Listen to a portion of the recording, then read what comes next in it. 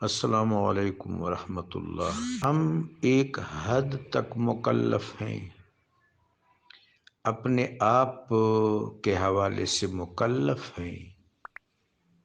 جہاں جہاں تک ہمارا دائرہ اثر ہے، بچوں کے حوالے سے، خاندان کے حوالے سے، حلقہ ارادت کے حوالے سے، حلقہ تدریس کے حوالے سے، تو ان تمام حوالوں سے جہاں تک ہمارا تصرف ہے، اثر ہے، ایک تو قناعت کی روش اپنانی چاہیے۔ داخلی طور پر ہم مکلف ہیں، ہم مستطیع بھی ہیں کہ قناعت کی روش اپنائیں۔ ان دگرگوں حالات میں، ان ہوش ربا حالات میں، یہ جو تنگی کے حالات ہیں، عسرت کے حالات ہیں، ہمیں ان عسیر حالات میں قناعت کو اپنا اوڑھنا اور بچھونا بنانا ہوگا۔ یہ آیت مبارکہ یا ایھا الذین آمنوا قوا انفسکم واہلیکم نارا، اے ایمان والو اپنے آپ کو اور اپنے اہل خانہ کو برے اعمال کے وبال سے بچاؤ۔ بے صبری برا عمل ہے، صبر ذی شان عمل ہے، قناعت ذی شان عمل ہے، توکل علی اللہ ذی شان عمل ہے۔ تو ہمیں صبر و قناعت کے ساتھ زندگی گزارنی چاہیے، چونکہ جہاں فیصلے ہوتے ہیں، جہاں امر و اختیار ہے، وہاں پر ہمیں تصرف میسر نہیں ہے۔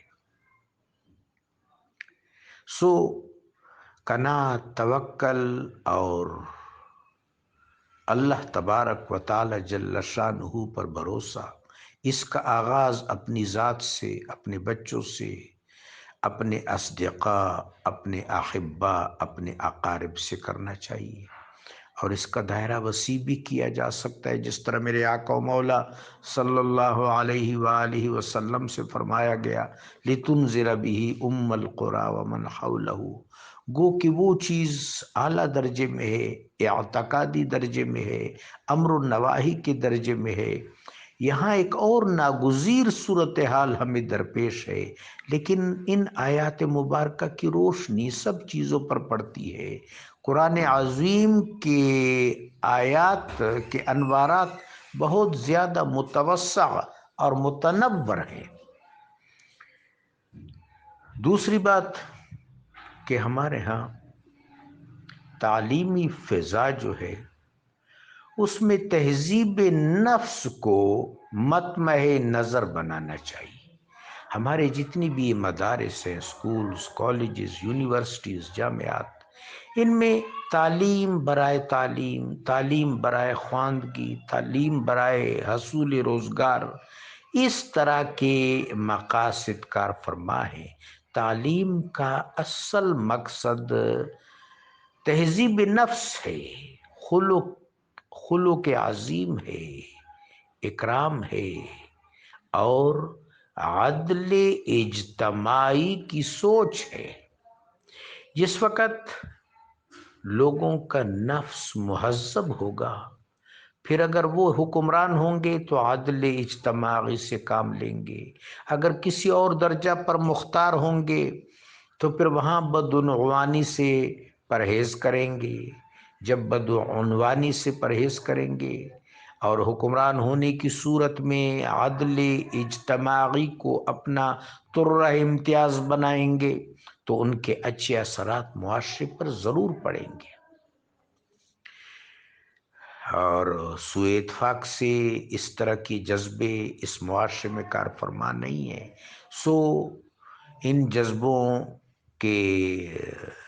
فقدان کی وجہ سے معاشرے پر بہت ہی ناخوشگوار اثرات پڑ رہے ہیں، خاص طور پر اقتصادی نظام، معاشی نظام بہت زیادہ متاثر ہو رہا ہے۔ میرے آقا و مولا صلی اللہ علیہ وآلہ وبارک وسلم کا فرمان ہے، کاد الفقر ان یکون کفرا، کہ مفلسی جو ہے یہ کفر کے حد تک پہنچ جاتی ہے، بندہ ناشکری کرتا ہے، اور اس طرح اللہ تبارک و تعالی جل شانہ کے ساتھ اس کا تعلق اور ناطہ کمزور پڑ جاتا ہے۔ تعلق باللہ کا استحکام بس بہت ضروری ہے، استقامت بہت ضروری ہے، عزیمت بہت ضروری ہے، توکل اور قناعت بہت ضروری ہے، صبر و تحمل بہت ضروری ہے۔ یہ وہ اعلیٰ اور اشرف جذبات ہیں جو ایک سالک کے ہاں بہر صورت اعتنا ہونے چاہیے اور ملحوظ خاطر ہونے چاہیے۔ ہاں، اب وہ صیغے جو ہمارے اثر سے باہر ہیں، وہاں آدمی بلا واسطہ نہ صحیح بالواسطہ اگر کار فرما ہو سکتا ہے، مثلا کسی وزیر کے ساتھ، کسی صاحب اختیار کے ساتھ، کسی مشیر کے ساتھ، حکومت کے جتنی بھی شعبے ہیں ان میں سے کسی نگران کے ساتھ اگر ہمارے روابط ہوں تو ہم ان کو فہمائش کریں، ان کو ترغیب دیں کہ تمہاری ذمہ داری بہت بڑی ہے، ان تمام چیزوں کے حوالے سے اگلے جہان پوچھا جائے گا۔ کلکم راع وکلکم مسئول عن رعیتہ، میرے آقا و مولا علیہ السلام کا فرمانی ذیشان ہے کہ ہر کوئی راعی ہے، ذمہ دار ہے، اور ہر ایک سے اس کی ذمہ داری کے بارے میں سوال کیا جائے گا، استفسار کیا جائے گا۔ ہمارا معاشرہ ظاہری اور باطنی اعتبار سے ایک کلاشی کی صورت میں مبتلا ہے، اس وجہ سے پھر عدم استحکام بھی ہے، اور دیگر جو خوشگوار مواقع ہیں وہ کم میسر ہیں، وگرنہ اگر مملکت خداداد کے جو داخلی وسائل ہیں، یہاں کان کنی کے امکانات، گلہ بانی کے امکانات، زراعت کے امکانات، دیگر وسائل اور وسائل بہت زیادہ ہیں، اگر نظام عدل کو نفوذ ملے اور انتظام و انصرام و اہتمام عادلانہ ہو، اہلیت ہو، قابلیت ہو، استعداد ہو، اہلیت، قابلیت اور استعداد کو بروئے کار لا کر اور منصفانہ اور عادلانہ رویوں کو اختیار کر کے نظام کو بہتر بنایا جا سکتا ہے۔ پاکستان کے اندر خود انحصاری کے بڑے مواقع ہیں، خود انحصاری، مثلا یہ جو داخلی وسائل ہیں، کان کنی، گلہ بانی، زراعت، ان پر اگر بھرپور توجہ دی جائے تو زر مبادلہ بھی کمایا جا سکتا ہے، اور داخلی طور پر مفلسی کا انسداد بھی کیا جا سکتا ہے۔ اس کے لیے فرد اپنی ذمہ داری ادا کرے، اجتماع اپنی ذمہ داری ادا کرے۔ مجھے سیدنا علی بن عثمان حجویری رحمہ اللہ کا قول یاد آ رہا ہے، اور اسی قول پر یہ گفتگو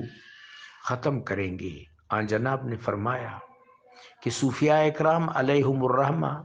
اس بات پر متفق ہے کہ 3 طبقوں میں اگر بگاڑ پیدا ہو جائے تو وہ معاشرہ استحصال زدہ ہو جاتا ہے، وہ معاشرہ زوال پذیر ہو جاتا ہے،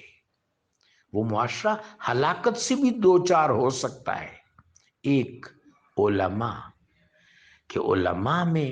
اگر طمع اور حرص پیدا ہو جائے تو وہ اپنے وظائف سے غافل ہو جاتے ہیں۔